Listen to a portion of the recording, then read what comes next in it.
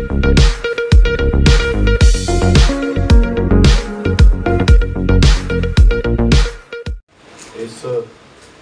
सभी हमारे मीडिया के सभी मित्रों के साथ संवाद कार्यक्रम में वैसे तो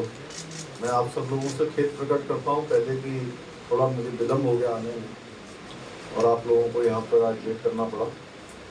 क्योंकि मैं आ तो पहले गया था लेकिन क्योंकि उधर नामांकन की प्रक्रिया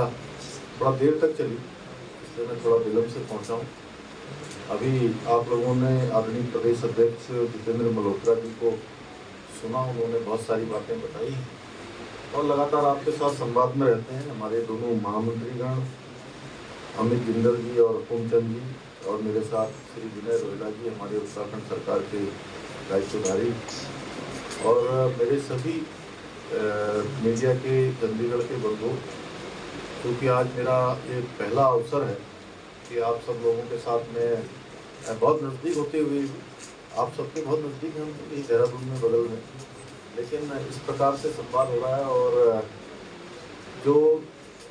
चुनाव का ये लोकतंत्र का महायज्ञ चल रहा है, इस महायज्ञ में आप सबसे मुलाकात हो रही है। मेरी तरफ से आप सबको नमस्कार, सबको मैं प्रणाम करता हूँ कि आप सब लोग पधारे हैं। ये जो चुनाव होने जा रहा है आज, जिसके नामांकन प्रक्रिया का यहाँ आखिरी दिन था, मुझे भी अभी आनंदपुर साहब की सीट पर डॉक्टर सुभाष शर्मा जी के नामांकन में मैं सम्मिलित हुआ और पूरे देश भर के अनेक स्थानों पर इस दौरान पिछले लगभग 25 दिनों से मैं भी लोगों के बीच में जा रहा हूँ और पूरे देश में चाहे पूरब हो, पश्चिम हो, उत्तर हो, दक्षिण हो, हर जगह पर इस बार एक अलग प्रकार का उत्साह लोगों के बीच में दिखाई दे रहा है और लोग इस चुनाव को हर वर्ग अपना चुनाव मानकर माननीय प्रधानमंत्री मोदी जी को फिर से प्रधानमंत्री बनाने के लिए आगे आ रहा है। मैं आपको बताऊं, मैं पश्चिम बंगाल में गया, मैंने देखा भीषण गर्मी में हुगली जैसे स्थान पर हजारों हजार की संख्या में माताएं, बहनें, नौजवान, बड़े बुजुर्ग जिस प्रकार से सड़कों पर थे वो मेरे लिए कल्पना से परे था। और मैं तेलंगाना में वारंगल, निजामाबाद, महबूबाबाद, महबूबपुर एवं सिकंदराबाद अनेक लोकसभा क्षेत्रों में गया। हर वर्ग आज आगे आ रहा है भाइयों बहनों, पूर्व, पश्चिम, उत्तर, दक्षिण, कश्मीर से लेकर कन्याकुमारी और अटक से लेकर कटक तक हर व्यक्ति मानता है कि 10 वर्षों के कालखंड में आदरणीय प्रधानमंत्री मोदी जी ने एक पल भी रुके बिना, एक पल भी थके बिना, बिना विश्राम लिए सतत रूप से पूरे देश के 140 करोड़ लोगों को अपना परिवार मान के काम किया है। और ये चुनाव जो आदरणीय प्रधानमंत्री मोदी जी की तपस्या है, जो उनका त्याग है, जो परिश्रम है, उसका प्रतिफल मिलने का समय भी है और इसीलिए देश के लोग इस लोकतंत्र के महायज्ञ में भाग ले रहे हैं। हम सभी जानते हैं जहाँ जहाँ भी डबल इंजन की सरकारें हैं, यानी कि राज्य की सरकार और केंद्र की सरकार, दोनों सरकारें एक हैं, वो राज्य तेज गति से आगे बढ़े हैं। वहाँ पर पारदर्शिता रही है, वहाँ पर सुशासन रहा है और भारत सरकार की जो योजनाएं हैं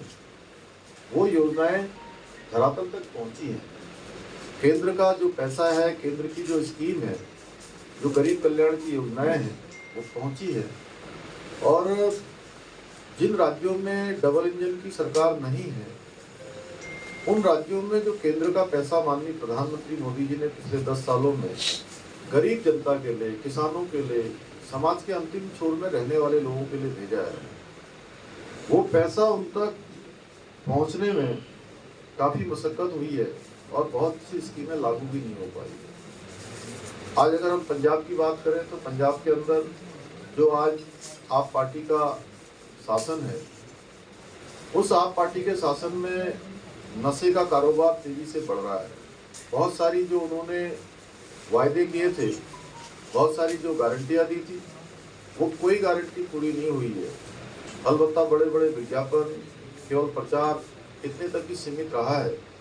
और पंजाब के जो संसाधन हैं, पंजाब के जो साधन हैं, या यहाँ के मुख्यमंत्री आदरणीय मान जी, वो हमेशा पिछले कुछ महीनों से पंजाब में कम दिखाई दे रहे हैं और दिल्ली में तिहाड़ जेल में ज़्यादा दिखाई देते हैं। तो भाइयों बहनों, ये चूंकि चुनाव बहुत महत्वपूर्ण चुनाव है, ये चुनाव भारत के भविष्य को तय करने वाला चुनाव है। ये चुनाव आने वाली पीढ़ियों का चुनाव है। ये चुनाव भारत को विकसित भारत बनाने का चुनाव है। ये चुनाव भारत को दुनिया का सिरमौर भारत बनाने का चुनाव है। ये चुनाव ऐसा भारत बनाने का चुनाव है जो दुनिया का नेतृत्व करे। ये गरीबों के लिए, किसानों के लिए, महिलाओं के लिए और नौजवानों के लिए, ये उनके उत्थान का चुनाव है। और मोदी जी ने जो पिछले 10 सालों में लगातार 2014 से 19 और 19 से 24 तक अनेक अनेक योजनाएं और अनेक अनेक धरातल तैयार करने का काम किया है, आज दुनिया हमारे सामर्थ्य का कहीं न कहीं लोहा मान रही है। अगर आप में से भी आपके परिचित या आप स्वयं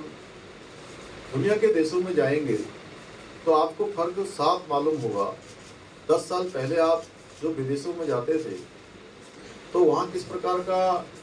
व्यवहार हमारे साथ होता था या किस प्रकार की सोच उनकी होती थी,